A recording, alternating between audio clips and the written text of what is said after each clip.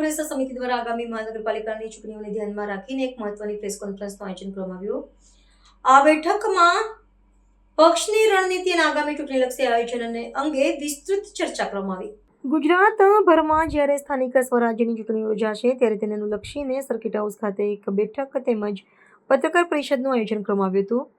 ત્યારે આ બેઠકમાં બિમલભાઈ શાહ, પ્રદેશ કોંગ્રેસ ઉપપ્રમુખ, પૂર્વ મંત્રી અને વડોદરા શહેરના પ્રભારી શ્રી નીરવ બક્ષી, અમદાવાદ કોંગ્રેસના પૂર્વ પ્રમુખ, અમદાવાદ મ્યુનિસિપલ કોર્પોરેશનના નગરસેવક અને વડોદરાના સહપ્રભારી છે। વડોદરા શહેર કોંગ્રેસ પ્રમુખ ઋત્વિજ જોશી, વિરોધ પક્ષના નેતા ચંદ્રકાંત શ્રીવાસ્તવ, શહેરના અન્ય ચૂંટાયેલા કોર્પોરેટરો અને પક્ષના અગ્રણી હોદ્દેદારો ઉપસ્થિત રહ્યા હતા। ત્યારે આગામી મહાનગરપાલિકાની ચૂંટણીમાં ભાજપ સામે કયા મુદ્દાઓ સાથે મેદાનમાં ઉતરવું તેની બ્લુપ્રિન્ટ તૈયાર કરવામાં આવી।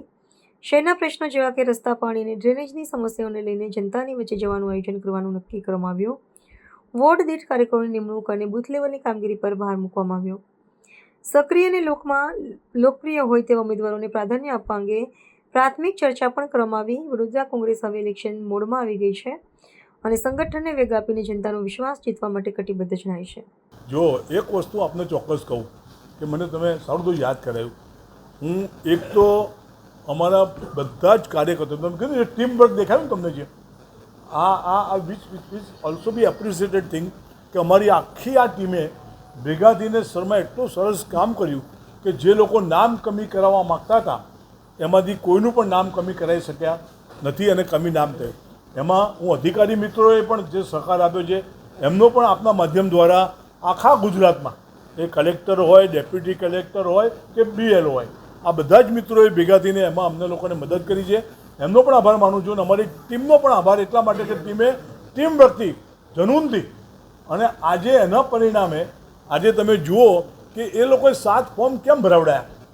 તમે જુઓ એક એક માણસે 100 જણ માટેનો નામ કમી કરવા માટેનો પ્રયત્ન કર્યો અને એ બધા જ જે લોકોએ નામ કમી કરવા પ્રયત્ન કર્યો એ બધા જ ભાજપના આગેવાન કે કાર્યકર્તાઓ હતા। એ કેમ કરવું પડ્યું? એમને ખબર પડી ગઈ કે પગ નીચેથી ધરતી સરકી રહી છે અને હું એવું ચોક્કસ માનું છું કે આ બેનિફિટ એ 100% કોંગ્રેસને મળવાનો છે। ઓહો, બધા બહુ જ 234 નામો આવ્યા છે ને, 248 નામો આવ્યા એટલે એવરેજ છે ને, તમે જોવા જાઓ ને એક વોર્ડમાંથી 4 સીટ હોય તો એક સીટ ઉપર 3-4 નામો ઓછામાં ઓછા આવ્યા છે। 50%, 50 વર્ષથી નીચેના છોકરાઓને અમારી લડાવવાની ઈચ્છા 50% ઉપર છે। બધું ચોક્કસ થશે, સમયે ચોક્કસ ગોઠવાશે બધાને ખબર છે કે આ કોર્પોરેશન જીતી શકાય છે, જીતી જઈશું 100% બધા જ આવશે, જરૂર પડશે ત્યાં જેને બોલાવા જેવા હશે।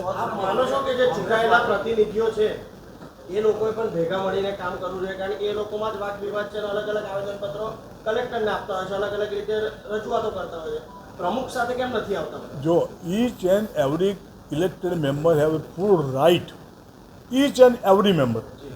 હું ધારાસભ્ય હોઉં કે હું કોર્પોરેટર હોઉં તો મને મારા ધારાસભ્ય તરીકે રજૂઆત કરવી, મારે એના માટે પ્રમુખ કે મારા નેતાને જ પૂછવું પડે એવું નથી હોતું। દરેકને પોતાનો હક જ હોય છે, એવું બી જરૂર નથી। મને જે ઇસ્યુમાં તમે મને મળી ગયા એઝ એ MLA કે એઝ એ મ્યુનિસિપલ કાઉન્સિલર તો મારે તમને જવાબ આપવો જોઈએ। હું શું કામ તમને એવોર્ડ કરું? વિચ ઇઝ નોટ નેસેસરી કે ભદ્દુભાઈ તમે આવો યાર હું તમારી હાજીમાં જવાબ આપું, which is not necessary for anybody.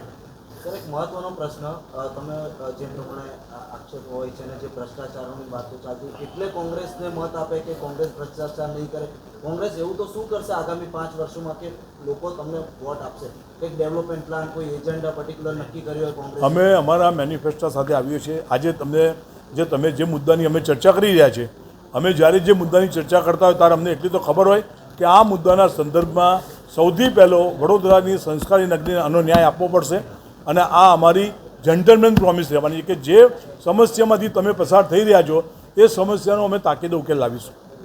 ગુજરાતમાં ઇલેક્શન છે, તમે આવ્યા છો વડોદરા શહેરમાં, ખાસ કરીને વાત કરીએ તો આપણે જે કોર્પોરેટરો છે બરોબર વિસ્તારમાં આપણા, તો આ લોકો કઈ રીતે લડત આપશે? ખાસ કરીને કેમ કે વિસ્તારમાં તમે જોઈ શકો છો શું પરિસ્થિતિ છે, આવનારા રિઝલ્ટો તમે જોયા હશે। જો જૂના પોસ્ટમોર્ટમ કરવાની આવશ્યકતા એટલા માટે નથી કે તમને બધાને ખબર છે કે કમનસીબે રાજકીય અખાડાની અંદર બધો કાદવ જ હોય છે. એમાં તમે જેમ જેમ ઊંડા ઉતરતા જાઓ એમ તમે એમાં ને એમાં જ કૂદતા રહો, એમાંથી બહાર નીકળો નહીં. અમારો આ વખતનો સામૂહિક નિર્ણય છે કે અમે બધાએ ભેગા થઈને જે સ્થિતિની વચ્ચે જે લોકો છે એ લોકોની વચ્ચે અમારે પરિણામ લાવવું છે અને અમે પરિણામની દિશામાં આગળ વધીએ છીએ. સામે બે મજબૂત પાડી છે તો કેવી રીતે લડત આપશે કોંગ્રેસ? બે પાર્ટી? કઈ બે પાર્ટી? આ ચૂંટણીમાં મેં તમને શરૂઆતમાં કીધું કે અમારા કરતાં પ્રજા આગળ છે. એટલા માટે કે તમે જોઈ શકો છો આ તમારા કોર્પોરેશનની હાલત તમને ખબર છે. આ તમે જોઈ શકો છો આ તમારા કોર્પોરેશનમાં આ ભ્રષ્ટાચાર, ભાઈ આ બધું જ કોર્પોરેશનનું છે તમારા. ના એટલા માટે બસ exactly there you are, I appreciate. સવાલ આટલો જ થતો હતો કે અત્યાર સુધી અમે એ વાત ઊભી નહોતા કરી શકતા અને ભાજપ, કોંગ્રેસ, મીડિયા કે બાકીનું બધું મેનેજમેન્ટ કરીને એક હવા ઊભી કરતી હતી કે કોંગ્રેસમાં લડાઈ છે, કોંગ્રેસમાં ઝઘડા છે, ટિકિટોની ખેંચતાણ છે. આજે તમે માનો છો એવું કશું નથી. ભાજપ આવું ઊભું કરવા પ્રયત્ન કરતું હતું અને એમાં એમને ક્યાંક ને ક્યાંક સફળતા મળતી હતી.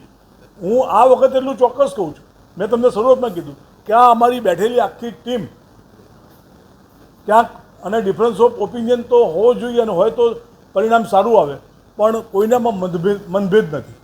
અને એટલા માટે જ તમે કીધું એનો હું તમને જવાબ આપું છું કે આ વખતે અમે એટલા માટે વિશ્વાસ કરીએ છીએ. બીજું તમે કીધું કે પ્રજા કેમ મત આપે, પ્રજા વોટ પેટીમાં મત કેમ નાખે.